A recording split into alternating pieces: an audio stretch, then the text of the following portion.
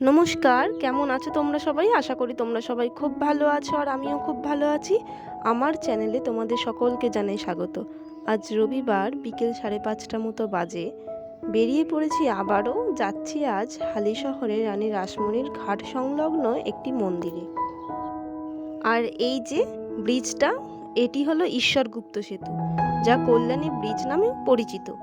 ব্রিজটির পাশে আরও একটি নতুন ব্রিজ হওয়ার কাজ চলছে। তবে এখানে আজ আর আমরা দাঁড়াবো না, না হলে ওই দিক দিয়ে মন্দির ঘুরে আসতে দেরি হয়ে যাবে। দেখতে দেখতে চলেও এসেছি আমরা। কি ভালো লাগছে চারপাশটা আজ, ওয়েদারটাও বেশ ভালো। এর আগেও এখানে এসেছি, তবে ভিডিও করিনি। আর আগে এতটা জমজমাটও ছিল না জানো। তবে আজ থেকে আরও 5টা বছর পরে হয়তো আরও পরিবর্তন হবে। চলো তোমাদের একবার মন্দিরটাকে সামনে থেকে দেখাই।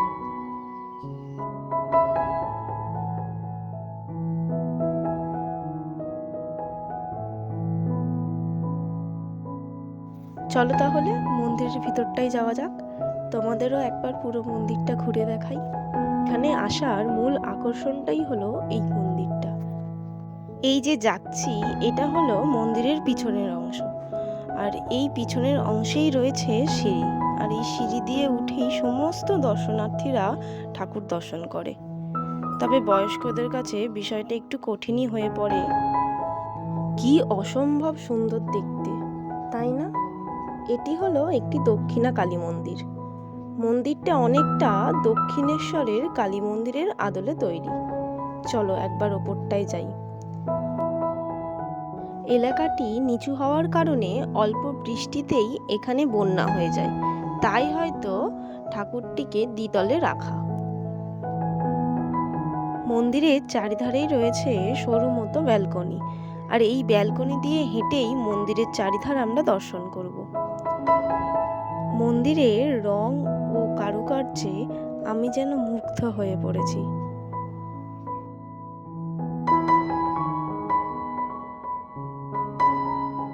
নিত্য পুজো ছাড়াও এখানে প্রতি বছর বছরের প্রথম দিনটা অর্থাৎ 1 জানুয়ারির দিন ধুমধাম করে পুজো হয়, যা কল্পতরু উৎসব নামে পরিচিত। বহু লোকের সমাগমও হয় সেই দিন। মন্দিরের সামনেটাতে মেলাও বসে সেই সময়।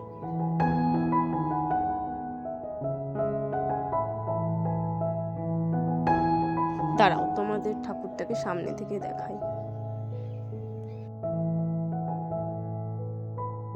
মায়ের মুখটা এত সুন্দর, মানে সত্যিই খুব ভালো লাগলো।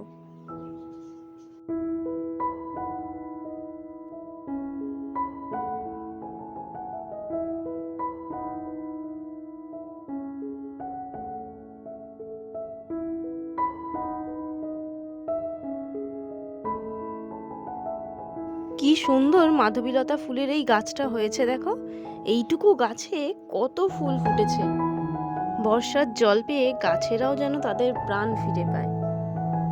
পাতাগুলো কি সুন্দর চকচক করছে, তাই না? এই ছোট ছোট নারকেল গাছের মতো দেখতে গাছগুলো আমার বেশ ভালো লাগে, তবে এর নাম জানি না। আকাশটাও আজ বেশ ভালো লাগছে। এরকম ওয়েদারে ঘুরতেও বেশ ভালো লাগে বলো। আকাশ যেন জানান দিচ্ছে মা দুর্গার আসার আর দেরি নেই। প্রকৃতির সৌন্দর্যের পর যেন আর কিছুই হয় না। মন্দিরের কারুকার্যই যেন মন্দিরের সৌন্দর্যকে আরো বাড়িয়ে তুলেছে।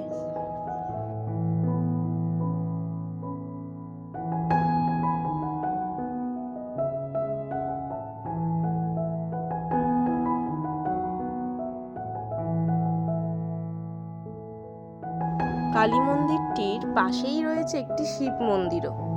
দাঁড়াও দেখাই।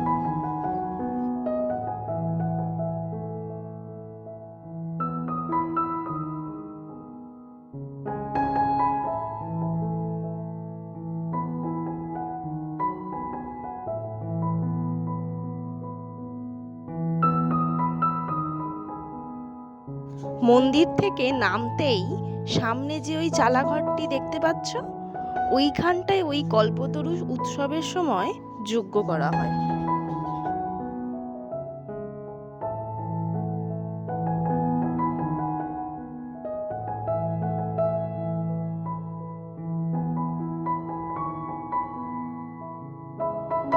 দাঁড়াও, তোমাদের একবার মন্দিরটাকে এখান থেকে দেখাই।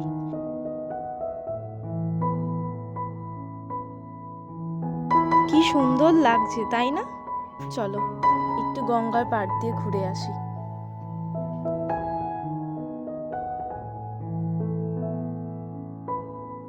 ও মা, কি সুন্দর! কতদিন পরে দেখলাম রাজহাঁস, কতদিন পরে। কি ভালো লাগছে, তাই না? 4টে রাজহাঁস, ওদের ডাকতেই আবার কি সুন্দর বাইরে বেরিয়ে আসছে।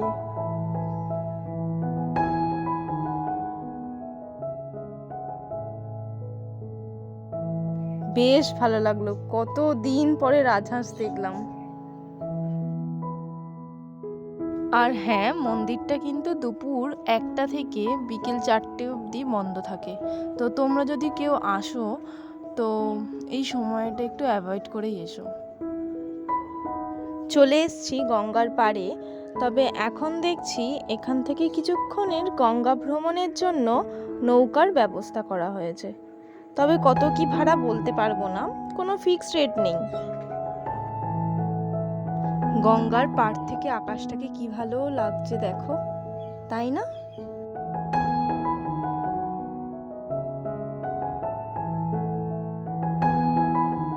চলো ওই দিকের মন্দির দুটোতে যাওয়া যাক।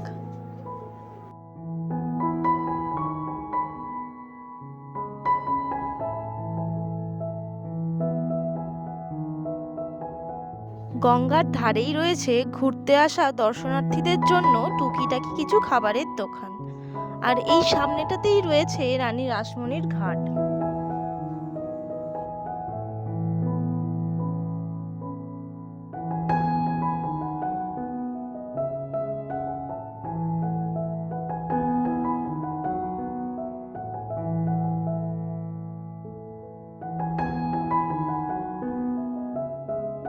গঙ্গার পাড় দিয়ে ঘুরে আসতেই এই মন্দির দুটো চোখে পড়বে।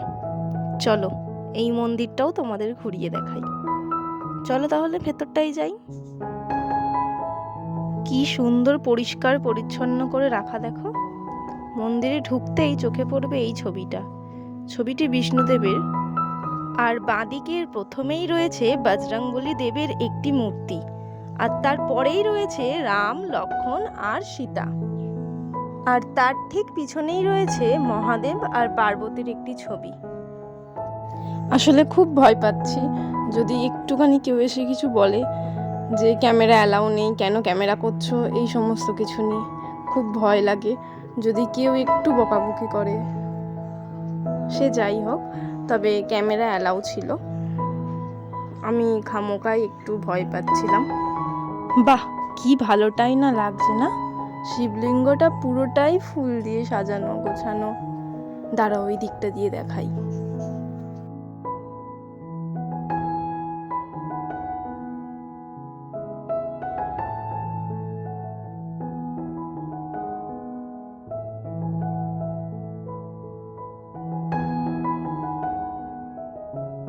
মন্দিরের চারপাশ ঘুরতে ঘুরতে দেখতে পাচ্ছি মন্দিরের দেওয়ালে বেশ সুন্দর একটা শিব ঠাকুরের মূর্তি নির্মাণ করা হয়েছে।